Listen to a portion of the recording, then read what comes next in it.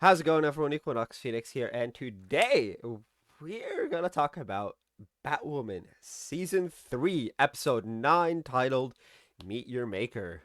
Oh boy, oh boy, oh boy, is this episode a doozy and a half. Like, actually, literally, two-thirds of the, no, three-quarters of the way through, I was like, how long is this episode? A lot happens. So, let's start with the simplest and go from there. John Diggle appears. Oh fuck's sake! What's going on with with OBS?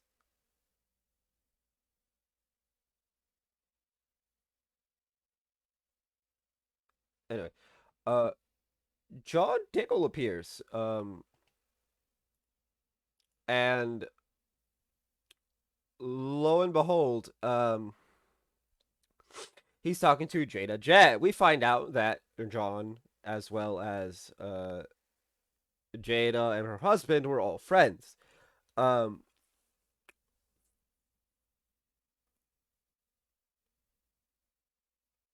uh, Jada gives John an offer for a job, and he says no.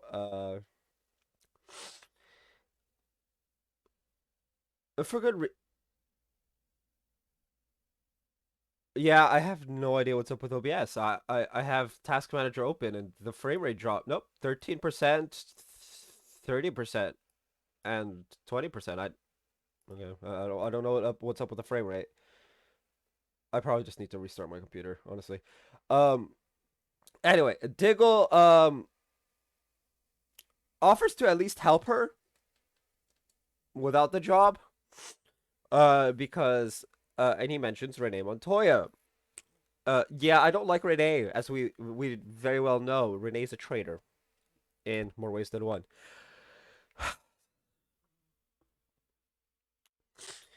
So they sneak off into Renee's office and they find the joy buzzer. Hey, Renee's an asshole. Actually, no, assholes are nicer. I'm an asshole, and I wouldn't do the shit Renee did. Uh, yeah, truth be told. Anyway, a cure is found. Team Batwoman goes off into the forest to find Pamela Isley, where Pamela traps them in a cabin and nearly kills them. This leads to when a kid shows up and screams for help. This causes Sophie to have to shoot the truck that Ryan is in at the time, because they're trying to find a weapon against Pamela and whatnot. And the explosion doesn't really harm Ryan because Batsuit, you know, based Batsuit, protects against fires and whatnot. And Sophie's like, "What?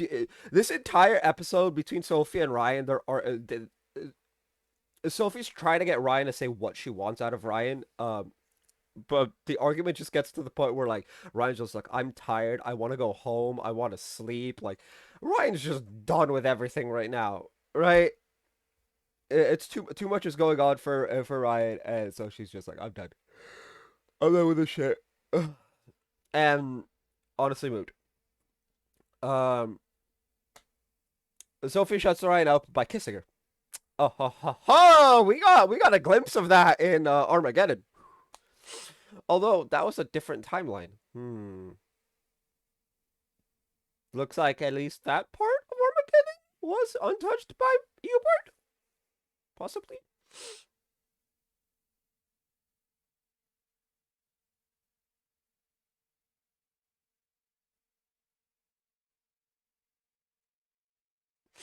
But anyway,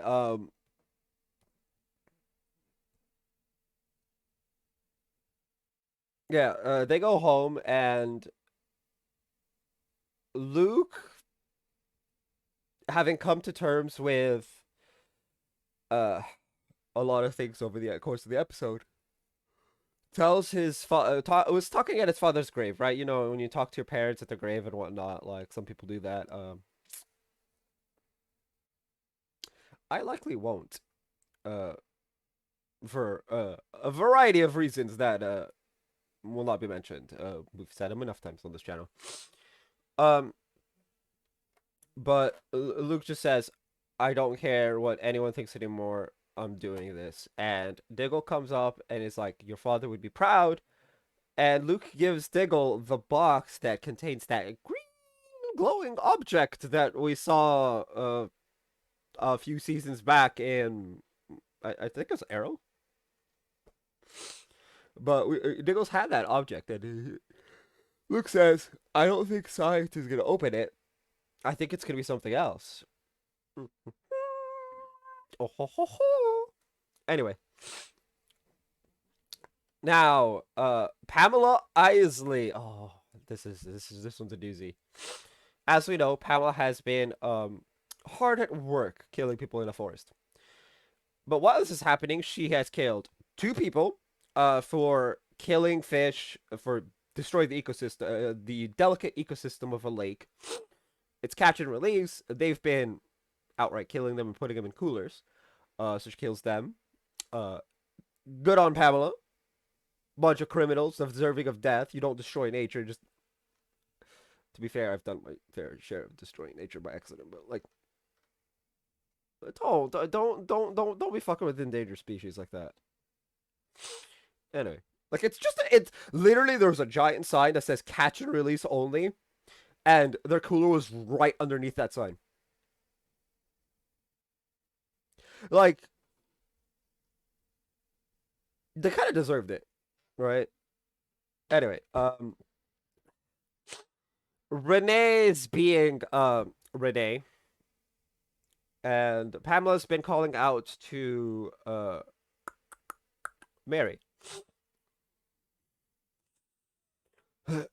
Pamela tries to pheromone mind control Renee, and turns out Renee's been taking shit to counteract it. Oh, and Renee tries to call the relationship toxic, and Pamela's like, "You know what's been kept me alive for the last 10 years?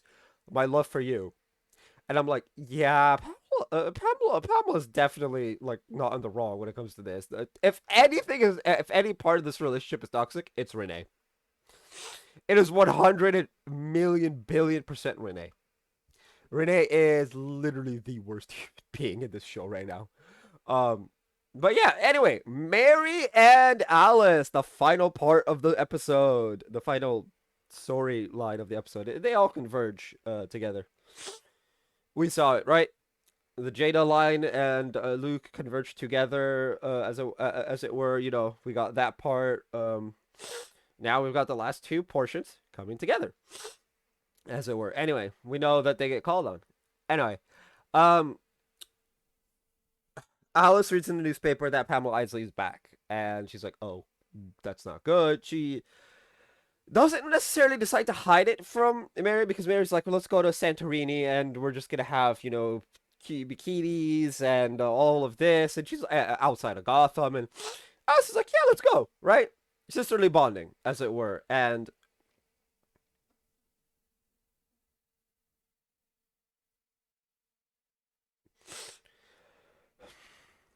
as they're trying to escape, Mary keeps getting these like mind whammy migraines because Pamela's been calling out to her, as we know.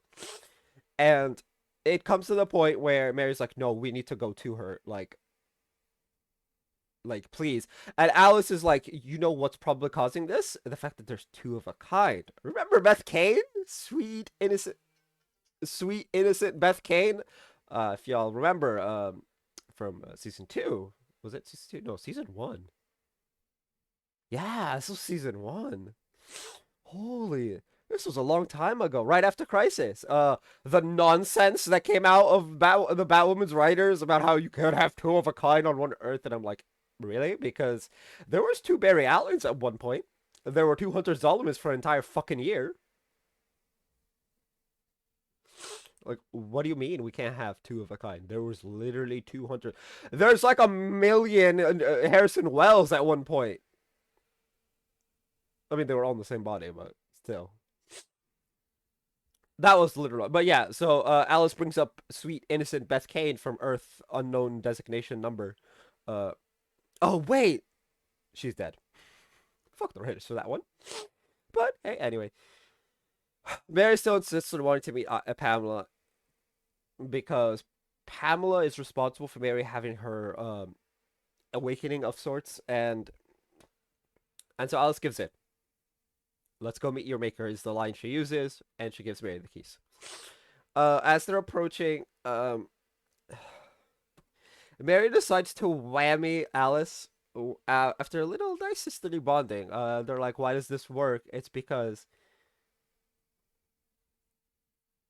Alice killed Mary's mom. Mary replaced Alice. They work because they are to each other the sister they always wanted. Obviously, Kate was very standoffish with Mary. We know this from season one. She wasn't exactly a loving older sister.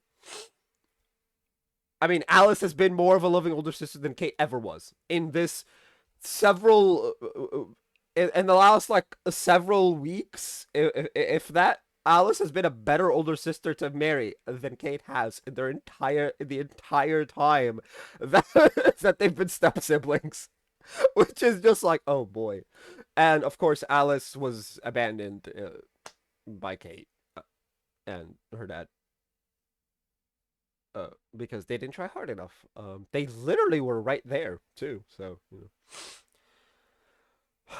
but when Alice tries to pull the "I'm older" card and take out and go out with the tire iron, Mary just no, go to sleep, and this results in Renee trank darting Mary.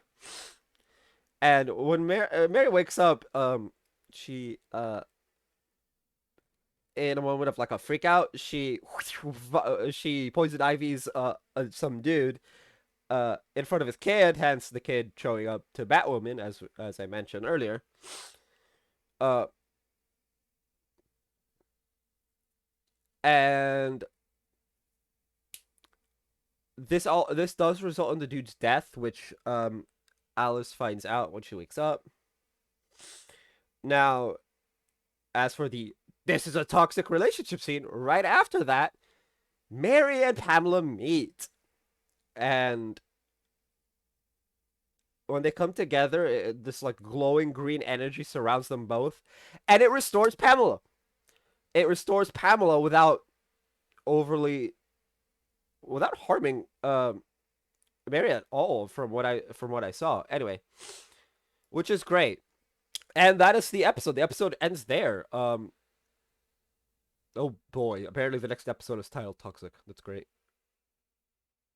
Anyway, that is the episode. It was actually a pretty good episode. It had way too much going on in my opinion, but that's a good thing. Um, like don't get me wrong, too much going on in a 40-minute time span is good. We don't want it to be 40 minutes and have literally nothing happening, a la like the first couple episodes of WandaVision. That's why I covered WandaVision in one broad stroke. Uh, but yeah, anyway, tell me what you guys thought of the episode down in the comment section down below. That's good for this video. If you guys haven't already, hit like, hit subscribe if you're new. I will see you guys next time, and as always, stay bright.